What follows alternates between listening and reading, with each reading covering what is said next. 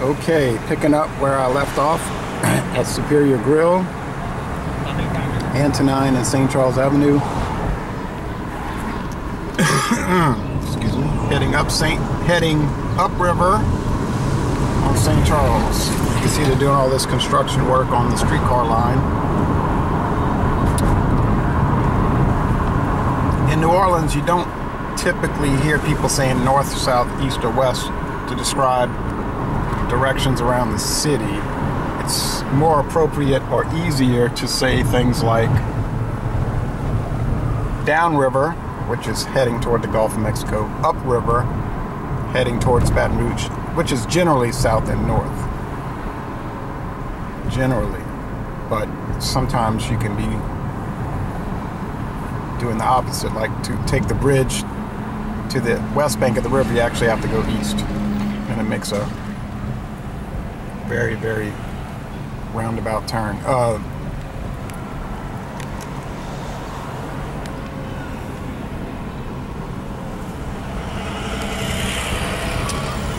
If you're heading toward, okay, so you got upriver and downriver. Also, they'll use the terms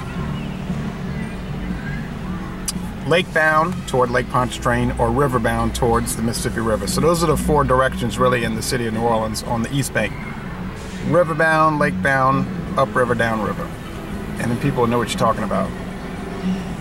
Otherwise, very confusing.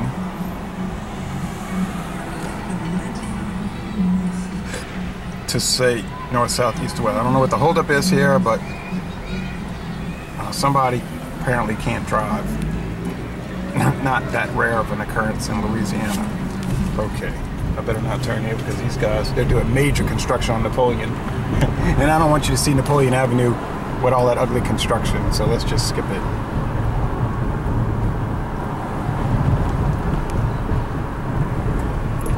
There's an old college. Sacred Heart. No longer a college anymore. Okay, let's get up towards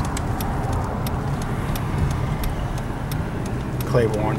I'm trying to do all the videos where they're connected. So I'm going to bring this back to the point where I cut off at Tulane University. Thing out of the way before it flies everywhere. Piece of paper. So we're on Valent Street heading lakebound. Now this, when we turned off of St. Charles Avenue and started heading lakebound, this is the area that flooded. St. Charles might have had an inch of water, okay? But as you headed up this street, for instance, like say you take this street, it might be, every block maybe would go up an inch. By the time you got to Claiborne Avenue, well, you started having water getting either in the house or up to the floor level. And then by the time you got lakebound, there's Go Green, Samuel Green Charter School. Okay, but once you got on the lake side of Claiborne, oh well, then you started having water all in people's houses. A relative of mine, she had water all in her bottom floor. It was a real mess. Ferret Street, this is, if I go that way down Ferret, that will take me towards Tulane University. And if I go that way, that'll take me downtown. Oh, blocked by a car's pillar. Downtown towards the Superdome. Actually, Ferret Street will run literally to the Superdome, but you can't get to it on Ferret because it's blocked by railroad tracks, so you'd have to go around. Okay, well, we're gonna have to turn left here on Clara. Clara will also go to the Dome, but same situation, you actually have to go around. This is not necessarily the most desirable part of the city, Central City, but you hear gunshots. Okay, Willow. Tulane University's old stadium was on Willow Street. The old Sugar Bowl Stadium, Tulane Stadium, down that way on Willow, 80,000 seat stadium. Original home of Tulane University, the New Orleans Saints. The Super Bowls played in New Orleans, and there's the street, which is totally, there's a cavern in it. Okay.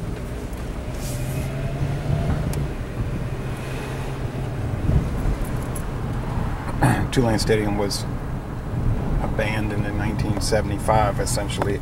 They had the last Super Bowl there. The last New Orleans Super Bowl played in Tulane Stadium there, January 75, and then after that, the Superdome was ready. So in the fall of 75, late summer, they started Tulane University football and New Orleans Saints football in the Superdome, and then Tulane Stadium was demolished. Had been built in the 1920s, or started in the 20s. And now Tulane is going back home to the campus because they're opening a new stadium in the late summer of 2014. Because the Superdome, even though it was only about 1.25 miles away from the campus, people said it wasn't a good college atmosphere for Tulane because, you know, they only generally attracted around 20,000 fans per game, and in a 78,000 seat dome,